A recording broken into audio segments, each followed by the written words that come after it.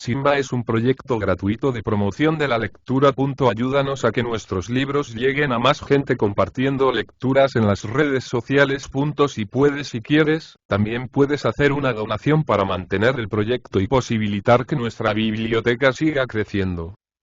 Victoria Julia de Asensi. Cuento índice primero. El buque mercante, Juan Antonio, que iba de España a América con una numerosa tripulación y pasajeros no escasos, se perdió durante la travesía sin que nadie lograse saber su paradero.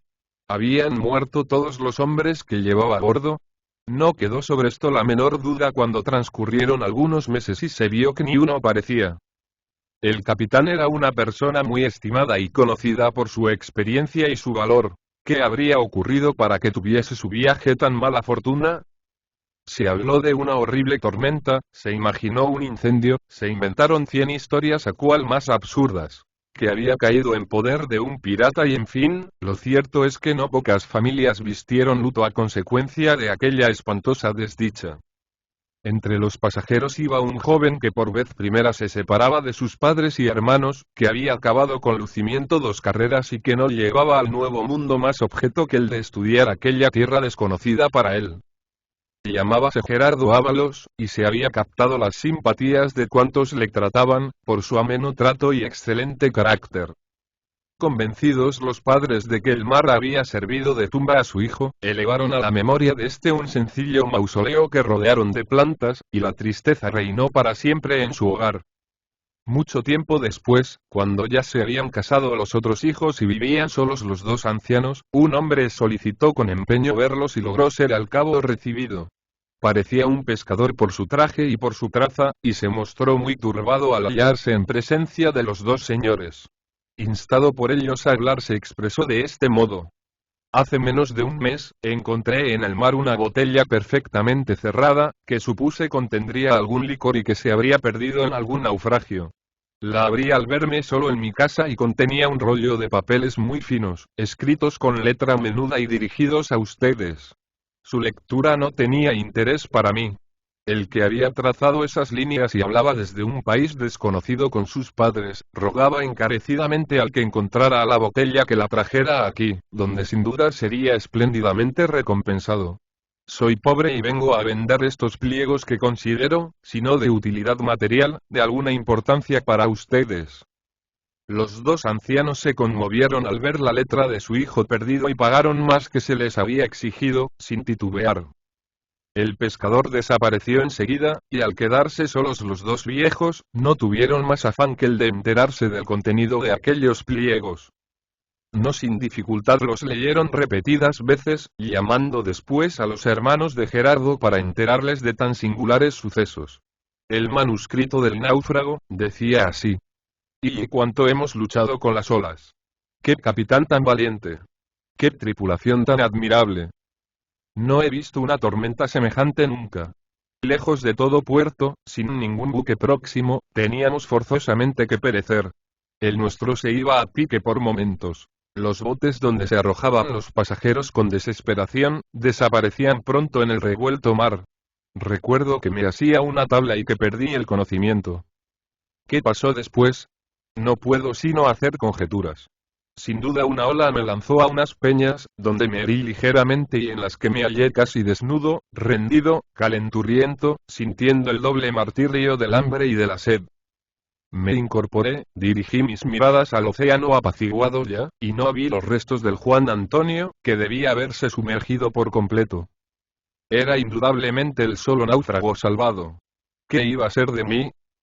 La tormenta había cesado. Esta nos había sorprendido muy de mañana, y era bien entrada la tarde cuando logré hacerme cargo de mi situación.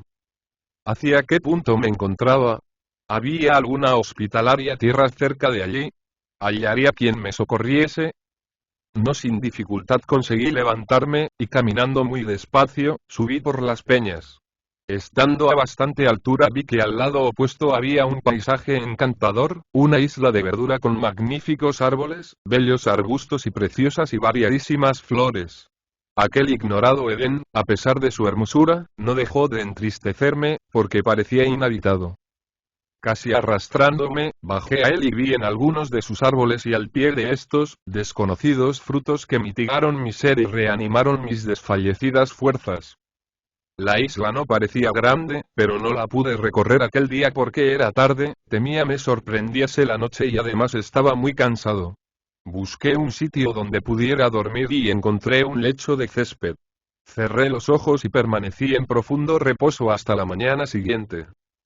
El sol bañaba la isla con sus puros rayos. Las flores, cuajadas de rocío, despedían gratísimos aromas y parecían adornadas con magníficos brillantes. Los pájaros, de 1000 colores, cantaban en las ramas de los árboles, y jamás concierto alguno fue para mí tan bello como aquella encantadora música. Cosa extraña. Algunas avecillas comían los frutos caídos, ya maduros, y al acercarme yo no se asustaron ni huyeron de mí. Hubiera podido cogerlos sin la menor dificultad. Gigantescas mariposas, azules como el cielo las unas, negras como mis sombrías ideas las otras, encarnadas y de variados matices las más, volaban de una en otra planta, bebiendo en los cálices de las flores las perlas de la aurora. Habiendo recuperado mis fuerzas casi por completo, quise conocer aquel desierto, que era mayor de lo que suponía, y anduve por él largo rato, sin que nada nuevo excitase mi atención. Pero de repente me detuve ante lo más extraño que hubiese podido hallar allí. En el húmedo suelo vi las huellas de unos pies grandes y mal formados, seguidas de otras de pie de niño o de mujer, pie breve, elegante, digno de ser esculpido por el más hábil artista. Había, pues, en la isla, dos seres humanos. Pensé en el paraíso, en aquel Edén perdido por nuestros primeros padres, que debió ser algo semejante a este lugar. Y para que la ilusión fuese completa, una serpiente, enroscada a un árbol, me miró con sus brillantes ojos, y a mi entender de una manera hostil. Es cierto que las huellas del pie del hombre no podían hacer pensar en la belleza de Adán, pero en cambio, las del pequeño y como el príncipe de la Cenicienta, yo empezaba a encantarme no ante un zapatillo de seda, sino ante la señal dejada en la tierra por un precioso pie. ¿Dónde se ocultaban ambos seres? En balde los busqué por todos lados y sospeché que se escondían de mí. La soledad me aburría. Felizmente el hallazgo de una caja que contenía algunos pliegos de papel, una pluma de ave y un líquido que, aunque no era tinta, podía suplirla bien, me sirvió de distracción, y me guardé todo, proponiéndome trazar mis impresiones en aquellas abandonadas páginas, por si acaso algún día me era fácil enviarlas a Europa, o llevarlas yo mismo a mis padres.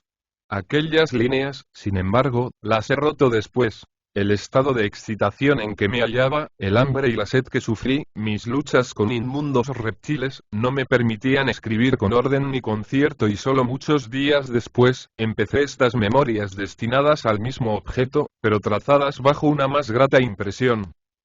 4 días habían transcurrido desde mi llegada a la isla, sin que lograra hacer ningún descubrimiento. Una violenta fiebre me consumía, y perdida toda esperanza de salvación, me resigné a morir. ¿Y de qué muerte?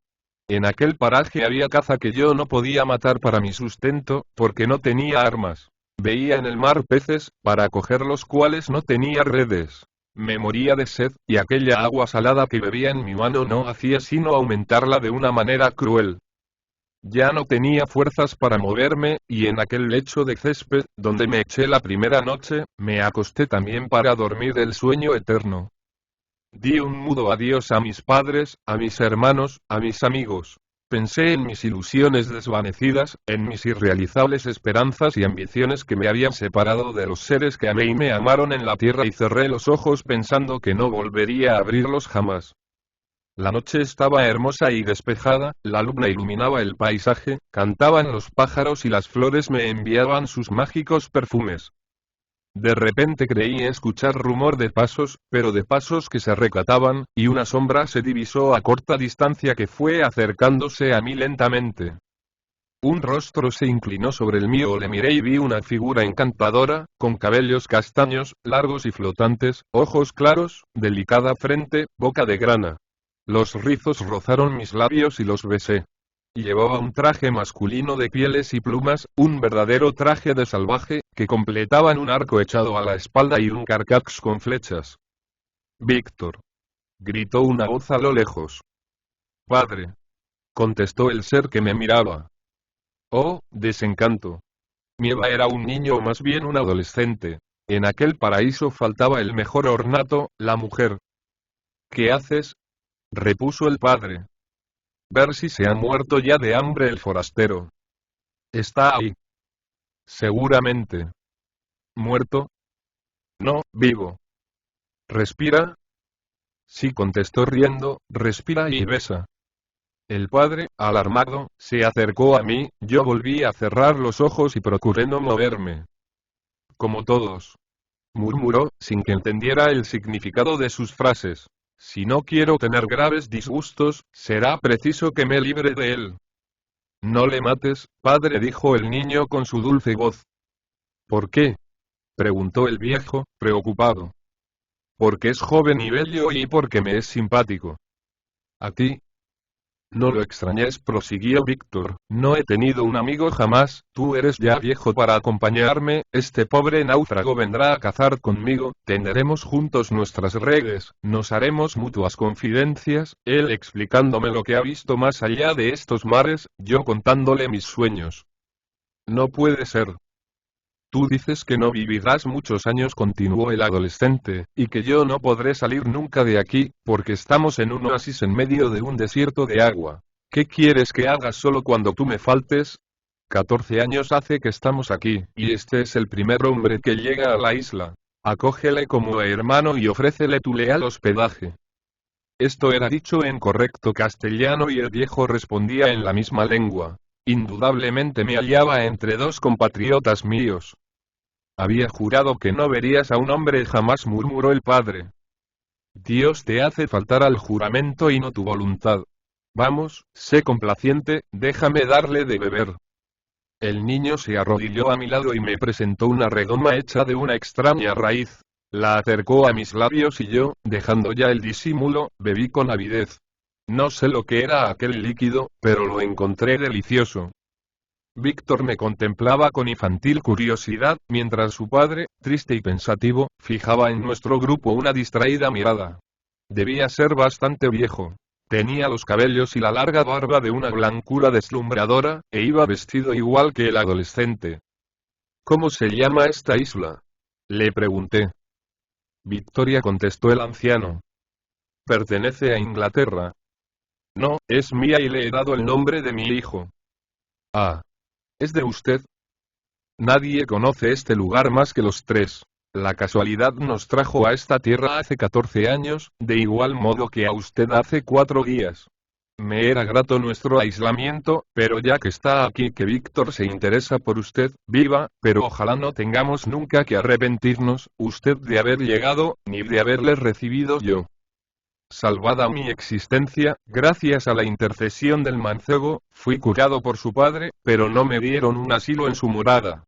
Esta estaba en las rocas, formada por grutas naturales, en las que no me permitieron entrar. La más dulce amistad nos unió en breve. El viejo era un sabio, el niño una criatura encantadora, buena y sencilla, a la que no se podía menos de amar. El primero me refirió su historia. Ya anciano, se había casado con una bella joven que pagó sus beneficios, pues la había sacado de la miseria, con la más negra ingratitud. Un día huyó de su hogar, dejándole un hijo de pocos meses, triste fruto de aquella unión. Vivió él desesperado, anhelando vengarse de aquella infame mujer. Supo que iba a partir para América y tomó la resolución de seguirla en el mismo buque. Este naufragó, después de extraviarse, como el Juan Antonio, y como este quedó sin capitán, sin tripulación y sin pasajeros. El padre de Víctor sabía nadar muy bien. Cogió a su hijo, lo sujetó como pudo a su cuello y se arrojó a una balsa rechazando duramente a su mujer que quería seguirle o imploraba su perdón. Fueron juguete de las olas mucho tiempo, y ya de noche, sin saber dónde estaban, la balsa se estrelló contra las peñas, arrojando al agua al padre y al niño. Después de inauditos esfuerzos llegaron a la isla, de la que no pudieron salir más. Como era hombre entendido, encontró el medio de vivir en aquel país inculto, no careciendo de nada. Enseñó a leer y a escribir a su hijo, y la caja encontrada por mí contenía un papel y una tinta hechos por él. No le hablé de aquel hallazgo, porque me convenía conservarlo. Yo no tenía historia, y le referí lo poco que mi pasado encerraba. Creo que llegó a reconciliarse conmigo.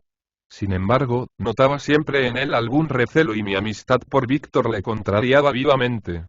Temía que compartiese conmigo el cariño que antes el joven le profesaba únicamente a él. Cuanto más se obstinaba en separarnos, más el niño deseaba aproximarse a mí. Buscaba mi conversación y mi presencia, y por mi parte también me sentía atraído hacia él por una misteriosa simpatía. Víctor deseaba estar a solas conmigo, pero su padre nos acompañaba siempre. A pesar de su avanzada edad, el cansancio nunca le rendía, y ya fuésemos de caza, ya a recorrer la isla, no nos abandonaba jamás. 2 veces le sorprendí pronto a lanzarme una flecha, una de esas flechas de los salvajes cuya herida es mortal. Pero al verse descubierto, cambió con destreza la dirección y no me atreví a reprocharle nada. Quizás aquello había sido una ilusión mía, nada indicaba que tuviese tan grande animosidad contra mí. Comía en medio del campo con el viejo y el niño, y pro tercero seguían estas páginas otras muchas en las que Gerardo Ábalos narraba sucesos sin importancia de su monótona existencia, viendo pasarse los días y los meses sin pena por hallarse en aquel destierro, si se exceptúa la que le causaba el estar separado, quizá para siempre, de su familia, y luego continuaba así el manuscrito. Para celebrar el aniversario de mi llegada a la isla Victoria, el viejo me convidó a visitar su gruta por la primera vez. Quería que comiésemos allí. Era su morada bellísima y no carecía en absoluto de comodidades, como había sospechado. Había en ella muchos objetos que no podían estar fabricados por el anciano, y este me dijo que, en efecto, eran restos de un naufragio, el del buque en que iba él, que pudo recuperar milagrosamente sacándolos más tarde del mar. La mesa estaba puesta, sobre ella se veían apetitosos manjares y extrañas bebidas. Aprovechando una momentánea salida de su padre, Víctor me dijo: «Bebe de todo lo que quieras, menos de ese licor verde». «¿Acaso está envenenado, niño?», le pregunté. «Pudiera ser», me respondió. «¿Tan mal me quiere tu padre?». «Te odia». «¿Y por qué?». «¿Por qué?», repitió mirándome con ternura, «porque yo te adoro y tiene celos». Aquellas palabras fueron una revelación para mí. No eran las frases que podía emplear un amigo para otro amigo, no era posible que salieran de otros labios que de los de una mujer. Miré fijamente al niño, y al ver su rubor, comprendí que no me había engañado. El viejo había trocado el nombre y el traje de su hija. Víctor, o mejor dicho, Victoria, era una bellísima joven que me amaba y de la que yo había hecho mi ídolo sin sospecharlo. Ahora me explicaba la influencia misteriosa que ejercía sobre mí, por qué me sometía con placer a todos sus gustos, por qué vivía contento allí. Desde el momento en que había una mujer en la isla, ya podía comprenderse que se encerraban en ella los encantos del mundo entero. La comida fue triste, el anciano no hablaba y Victoria y yo sosteníamos un diálogo con los ojos, haciéndonos confidencias, enviándonos promesas y suspiros y jurándonos eterno amor. Arrojé al suelo el licor verde que me fue servido y perdoné al padre que quería asesinarme por afecto a la hija. ¿Cuántas veces burlamos la vigilancia del anciano para vernos a solas? Victoria confirmó lo que había yo sospechado y nuestros coloquios de amor no tuvieron fin. Ya no me importaba haber muerto para el mundo, ni mis estudios inútiles en aquel desierto, ni las zozobras pasadas. Amaba y era amado, ¿qué más podía desear? Sí, era amado como jamás lo fue mortal alguno, por una mujer que no había conocido a otro hombre ni había de tratar a ninguno nunca. El anciano supo al fin nuestras relaciones. Se mostró muy afectado al principio, pero al cabo nos perdonó. Tenía que ser así, dijo. En balde quise hacer de mi hija un hombre sin corazón. El amor germina en todas las almas y bajo todos los climas, y la mujer es siempre mujer. Quiérela mucho, Gerardo, y después de mi muerte, cuando te falten mis consejos, considérala lo mismo que hoy. Desde entonces, el padre de Victoria cambió totalmente y me trató con el mayor afecto. Con él he aprendido mucho, todo lo que un hombre puede estudiar, excepto el medio de salir de esta isla. Ninguna barca nos llevaría lejos, y son tantos los escollos que hay en este sitio, que con toda certeza naufragaríamos. No importa. He aquí el paraíso terrenal. Para nosotros no hay más mundo que este nido, donde somos felices porque nos amamos. Solo tiene un inconveniente. No somos inmortales, y el fin del primero traerá la desesperación a los otros. Este manuscrito lo dedico a mis padres, voy a encerrarlo en una botella, única que tenemos. A falta de lacre la cubriré con una resina que he visto lo puede sustituir, y luego la arrojaré al mar. Si Dios quiere que ellos sepan que vivo y soy dichoso, la hará llegar más o menos tarde a sus manos. Si no, me llorarán perdido para siempre, y sus oraciones aumentarán mi ventura. No los olvido, y Victoria y yo los amamos y bendecimos con todo nuestro corazón. Después de estas líneas, Gerardo Ábalos había firmado el manuscrito, poniéndole luego la dirección de la casa de su familia, donde, como hemos dicho al principio, lo había llevado el pescador.